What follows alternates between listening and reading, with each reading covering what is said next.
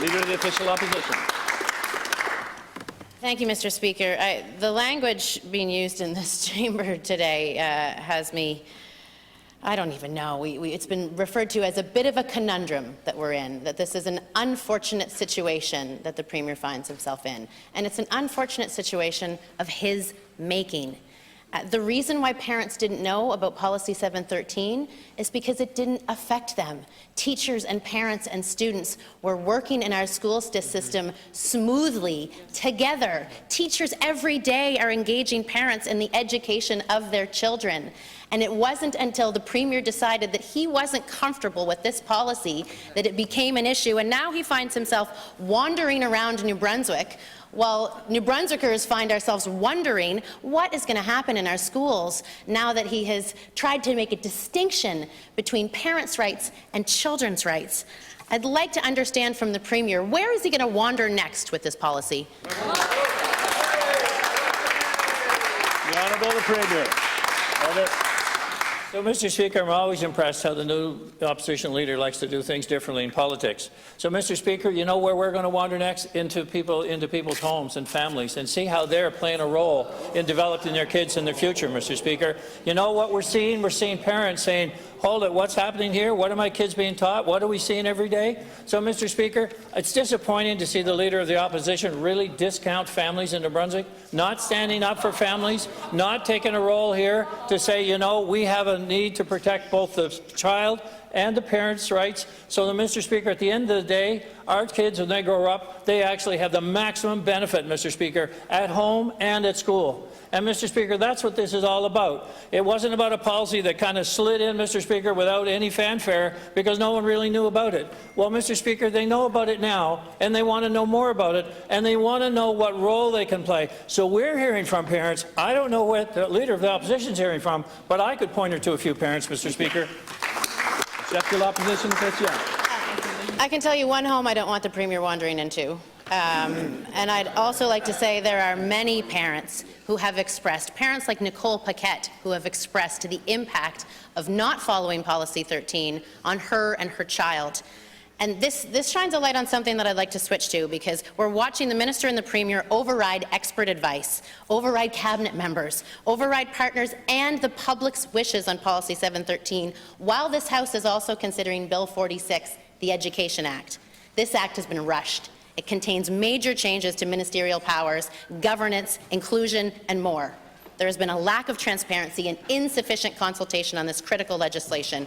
Partners and the official opposition are requesting more time to give this critical act due diligence. We've seen the public engagement on Policy 713. The Education Act deserves the same.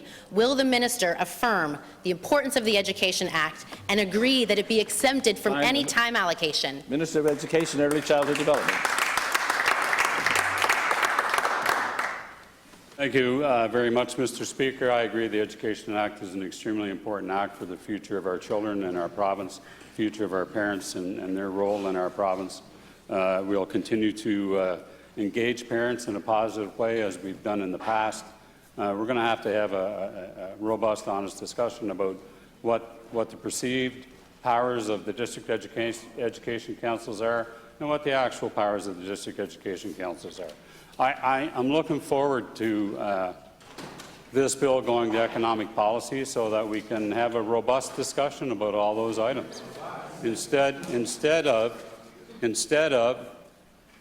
slingshots coming across the way and innuendos and things that aren't necessarily accurate until we get a chance to talk about it in economic policy. The Leader of the Official Opposition knows full well, because I've said it more than once, that there were some errors in the drafting of the bill that we're going to fix.